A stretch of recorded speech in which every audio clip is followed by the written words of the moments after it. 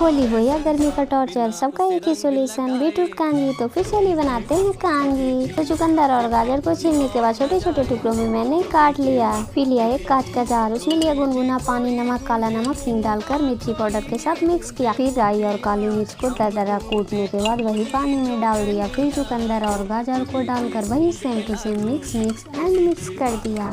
अब आती है फर्मेंट करने की बारी। तो ढक्कन लगाकर मैंने 2 दिनों के लिए धूप में रख दिया था। तो अब हमारी कांजी तो बनकर तैयार हो चुकी है। तो आपको मेरी ये कांजी की रेसिपी कैसी लगी जरूर बताना, वीडियो को लाइक कर देना।